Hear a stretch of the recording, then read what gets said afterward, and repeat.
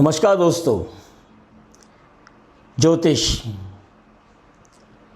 एक वृहद शास्त्र है, सुपर साइंस है। इस पर हम पहले ही चर्चा कर चुके हैं। अब इसको समझने के लिए कि आखिर ज्योतिष यानी कि ज्योतिष को आम आदमी की भाषा में जन्म कुंडली ही बोला जाता है, कि जन्म कुंडली को समझने के लिए या जन्म कुंडली को देखने के लिए हमें किस प्रकार क्या प्रक्रिया अपनानी चाहिए, कौन कौन से स्टेप्स लेने चाहिए।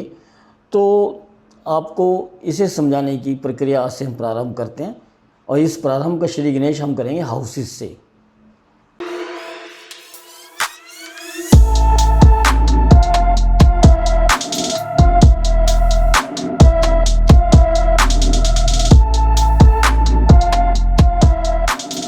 ये जो कुंडली होती है, आपको जो 12 घर दिखाए जाते हैं जन्म कुंडली के, ये 12 घर हैं। एक जन्म कुंडली, कोई भी आपके पास जन्म कुंडली होगी उसमें आपको ये 12 घर जरूर नज़र आएंगे। जैसे उदाहरण के लिए ये कुंडली है श्रीमान नरेंद्र मोदी जी की, तो इसमें 12 घर दिखाई दे रहे हैं। इसमें अलग अलग जगह अलग अलग ग्रह बैठे हुए हैं। तो ये जन्म कुंडली का एक खांचा होता है। वस्तुतः इसमें होता है क्या है, जो भचक्र है यानी कि ऊपर आकाश में जहाँ हमारे नवग्रह विचरण करते रहते हैं, किस टाइम क्या स्थिति है उनकी, क्या गति है, उसको इस सर्कुलर चार्ट के द्वारा भी देखा समझा जा सकता है। और हमारे अतीत में अगर हम थोड़ा सा और जाते हैं या थोड़ा पुरातन काल की बातें करते हैं, तो जन्म कुंडली का स्वरूप ये ऐसे होता था जैसे भचक्र दिखाया गया है। यहाँ पर कौन सा ग्रह कौन सी राशि में है, कौन से नक्षत्र में, कौन से नक्षत्र चरण में है, तो इस तरह से लेके चलते रहे। धीरे धीरे इसी भचक्र को हमने, ये जो है 360 डिग्री का सर्कल, इसको हमने एक आयताकार उसमें डाल लिया, खांचे में। इस ढांचे को बोला जाता है जन्म कुंडली। तो इस ढांचे में इसे परिवर्तित कर दिया गया है या समायोजित कर दिया गया है। पूरे जो भचक्र था कि कहाँ से कहाँ जो भी ग्रह जहाँ स्थिति बनी हुई थी।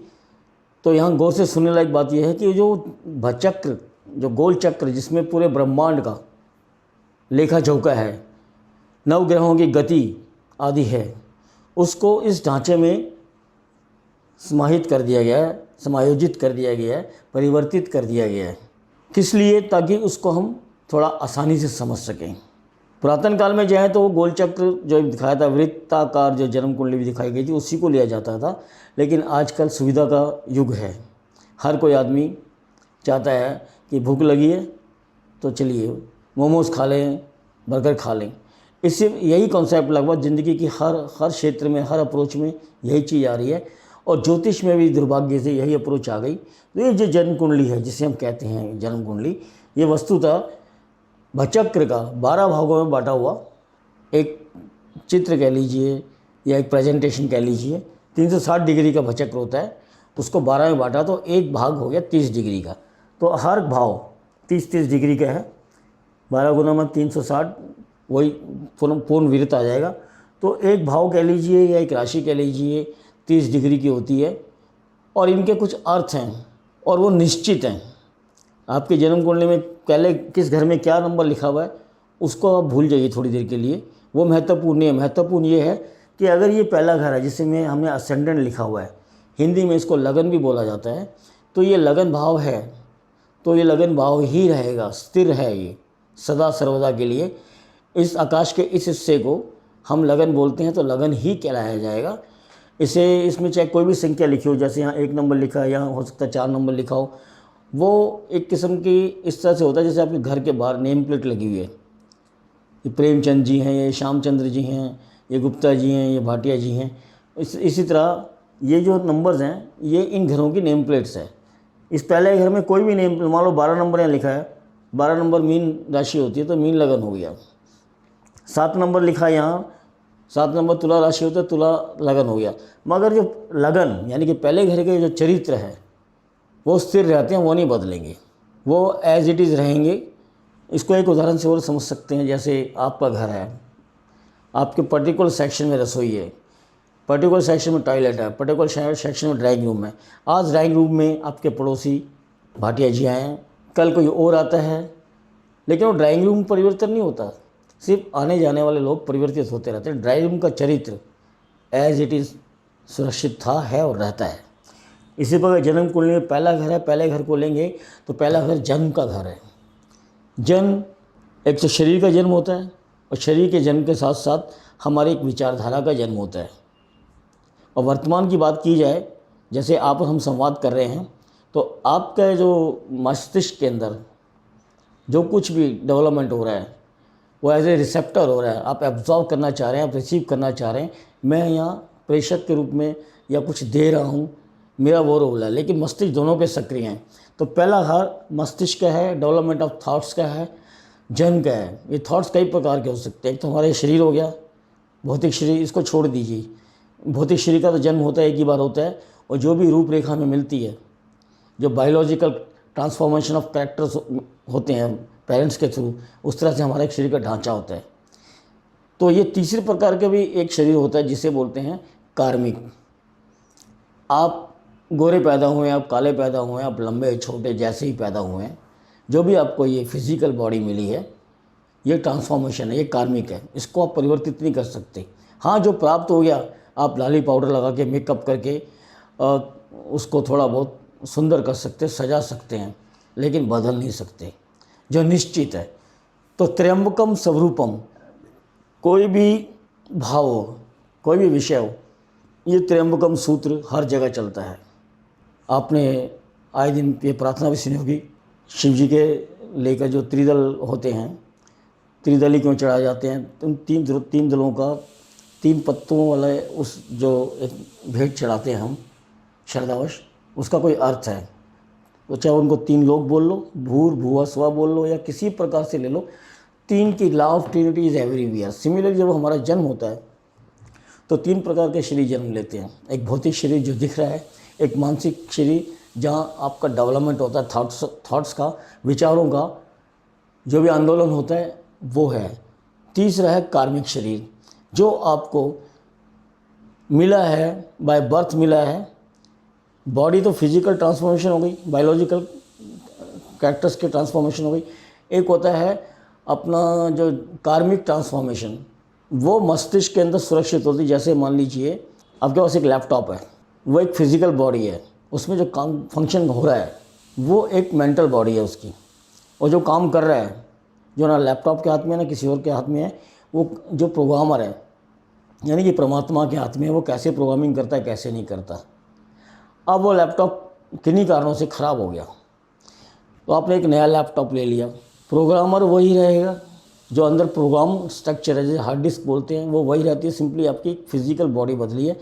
तो उस नए लैपटॉप में आप पुराने लैपटॉप की हार्ड डिस्क उठा के लगा देते हैं, यानी कि आपके जो वैचारिक जो आंदोलन था, जन्मांतर से चला आ रहा था, वो परिवर्तित नहीं होता। या कर्म कह लीजिए, कार्मिक थ्योरी जो होती है उसका सारांश यही है। और ये जो चला आ रहा है, जो कभी मिटता नहीं है, इसी को हम आध्यात्मिक भाषा में आत्मा बोलते हैं। तो प्रथम भाव आत्मा, कार्मिक स्तर में बात करें, आत्मा मतलब ऐसे विचारधाराएं जिनको हम चाहकर भी नहीं बदल पाते। एक अपराधी प्रवृत्ति का बालक पैदा होता है, तो उसको भला ही कैसे भी संस्कार दे दिए जाए, पर कहीं ना कहीं वो आनुवंशिक गुण, जो कार्मिक आनुवंश है, वो कहीं ना कहीं सुरक्षित होते हैं। वो कभी भी कहीं भी वो प्रकट हो सकते हैं, और अक्सर प्रकट होते हैं। अचानक एक आदमी बहुत अच्छा सीधा साधा जीवन जी रहा है, और पता चला उसने किसी दिन अपने पड़ोसी का कत्ल कर दिया। उसने कत्ल नहीं किया, उन कर्मों ने कत्ल किया है। अदरवाइज सभी जानते हैं वो व्यक्ति बहुत ही अच्छा था। इवन लोग उसके चाल चलन की, उसके गुणों को लेकर चर्चा किया करते हैं और करते रहेंगे शायद। मगर अचानक एक घटना घट गई, तो कुछ कर्म ऐसे वैचारिक कर्म हम साथ लेके पैदा होते हैं। तो इस भाव से हम उन तीनों को देखते हैं इन जनरल, क्योंकि जो पैदा हो गया और जो निश्चित है उनको छोड़ दो। आम जीवन में, जो वर्तमान में हमारी विचारधारा से दूसरी विचारधारा का संपर्क होता है, तो अंदर क्या डेवलप हो रहा है, कैसे डेवलप हो रहा है, ये महत्वपूर्ण है। कई बार हम किसी को देख के बड़े प्रसन्न हो जाते हैं, कई बार खाम में रेलगाड़ी या हवाई जहाज कहीं भी जा रहे हैं हम, जो हमारे पड़ोस में बैठा उसको देख के हमें चिढ़ होने लग जाती है। तो ये जो डेवलपमेंट ऑफ थॉट्स है, because of this and that reasons, इसको पहले घर से देखते हैं। शरीर के रूप में देखना तो शरीर, जैसे शरीर बीमार हुआ या नहीं हुआ, ठीक है। अब मैं इसको एक छोटा सा, ये आगे का विषय है लेकिन थोड़ा सा हम इसको और सहजता से समझने के लिए हम ये एक छोटा सा एग्जांपल लेते हैं। मान लो इस घर का स्वामी, यही कुंडली है मेष लगन की, इसका स्वामी हो गया मंगल। अब ये छठा घर है, छठा घर यहाँ लिखा हो स्ट्रगल फॉर सर्वाइवल, यानी कि हम रोजी रोटी कमाने के लिए कुछ ना कुछ करते हैं, जिंदा रहने के लिए कुछ ना कुछ करते हैं, कर्जा ले लिया उससे मुक्ति प्राप्त करने के लिए कुछ ना कुछ करते हैं। अब मान लो ये एक ऐसे बच्चे की कुंडली है जो 10th 11th क्लास का बच्चा है, ठीक है। अब उसके फिजिकल डेवलपमेंट की बात करें तो अगर जब इस घर का और इस घर का संबंध होता है, पहले और छठे घर का, तो फिजिकल डेवलपमेंट के लिए वो जिम में भी जा सकता है। यहाँ फिजिकल डेवलपमेंट की बात हो रही है, फिजिकल बॉडी की बात हो रही है, फिजिकल जंग की बात हो रही है। और यदि मेंटल लेवल पर बात करें तो हो सकता है वो PMT की तैयारी कर रहा हो, IIT की तैयारी कर रहा हो, वहाँ मेंटल लेवल पे वो एक्सरसाइज कर रहा है।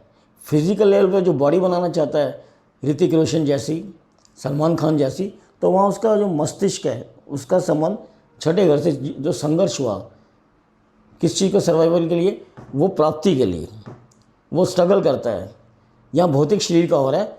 मानसिक शरीर की बात करें तो वो यहाँ का मालिक जब यहाँ पर है, स्टूडेंट्स वगैरह होते हैं या कोई भी होता है या एक व्यापारी है, कॉन्टैक्ट करता है, वही मेंटल लेवल पे कॉन्ट्रेक्चुअल जो भी एग्रीमेंट होता है उसके लिए जो भी रूपरेखा बनाता है, जो भी उसकी कंपनी की है पॉलिसीज़ हैं या जो भी उसके एम्बिशंस के अकॉर्डिंग, तो फिर ये पहला और छठे घर का संबंध होने से वो एक मेंटल डेवलपमेंट होता है। कार्मिक को समझें तो कार्मिक क्या है कि बहुत अच्छा चल रहा है, श्रीमान मोदी जी हमारे देश के प्रधानमंत्री बन गए और मेरे घर में मैंने अपने संघर्ष कर करके जैसे तैसे करके लाखों रुपए जमा कर लिए, उसमें से कुछ रुपए मेरी धर्मपत्नी ने अलग सुरक्षित कर रखे हैं। अब डिमोनेटाइजेशन हो गया। किसी को मालूम था क्या? ये अचानक कर्म प्रकट हुए कि हमारे धन संचय में कुछ ना कुछ हलचल होगी, उससे हमारा शारीरिक रूप से यानी कि भौतिक शरीर, मानसिक शरीर और ये दोनों प्रभावित होते हैं बिकॉज ऑफ दोज कर्मास जो इनहेरिटेड कर्मास है, इनहेरिटेड बॉडी। तो पहले घर से इन सब चीज़ों का विचार किया जाता है और लगभग सभी ने विचार किया होगा, सभी ने वो मुद्रा एक्सचेंज करी होगी, नई मुद्रा से परिवर्तित करी होगी। तो बंधु इस प्रकार से एक एक घर को हम बहुत तसल्ली बख्श लेंगे, उसके जो है प्रचलित कारण है या उसके जो दार्शनिक कारण है उनको समझते हुए आगे बढ़ेंगे। अब इसके बाद हम लेंगे दूसरा घर, लेकिन इस दूसरे घर के लिए आपको हमारा इससे नेक्स्ट एपिसोड है उसको देखना होगा। बंधु इससे पहले कि आज का ये सत्र समाप्त किया जाए तो पहले घर को समझने के लिए हम एक एग्जाम्पल कुंडली लेते हैं। ये एक जन्म कुंडली है। इस जातक का जन्म 18 जून 1989 के दिन हुआ। समय था प्रातः 8:55 और स्थान था भारत की राजधानी दिल्ली। अब इसमें पहला घर देखते हैं। अगर पहले घर में 4 नंबर लिखा हुआ है, 4 नंबर का अर्थ हो गया कर्क राशि, यानी कि कर्क लगन में पैदा हुआ था ये व्यक्ति। तो इस जातक का अगर थोड़ा सा माइंड सेटअप समझना है कि पहले घर को कैसे देखा जाता है, तो कई चीज़ें जो कालांतर में आपको पढ़ाई जाएगी, पर मोटे तौर पे पहले घर में कर्क राशि है। कर्क राशि का स्वामी चंद्रमा आता है, वो बैठा हुआ 5वें घर में। तो जो हमारी हाउसेस की क्लासेस चल रही हैं, 5वें घर पे हम जब आएंगे आपको 5वां घर भी समझ में आ जाएगा। लेकिन इस उदाहरण में हम पहला घर ले रहे हैं। पहले घर को समझने के लिए क्या है, पहला घर वैचारिक उत्पत्ति, 5वां घर रचनात्मक उत्पत्ति। अर्थात इन शॉर्ट इस जातक का जो भी वैचारिक आंदोलन है, जो भी दिमाग की उथल पुथल है उसका और उसकी रचनात्मक उथल पुथल या प्रतिभा या उसकी जो भी क्रिएटिव पावर्स हैं उसके के साथ है। इस प्रकार हम लेते हैं कि पहला घर वैचारिक आंदोलन हो गया, 5वां घर में बैठ गया हो उसका घर, यानी कि इसका अर्थ ये हो गया कि उसकी वैचारिक शक्ति और रचनात्मक शक्तियों के अंदर मध्य एक संबंध है। अब हम इसी प्रकार हर घर के उदाहरण लेते हुए समझेंगे और इसके बाद हम लेंगे दूसरा घर। दूसरा घर में हम दूसरे घर से संबंधित जो भी विषय हैं, भौतिकता है या मानसिकता है, उसको समझने की कोशिश करेंगे।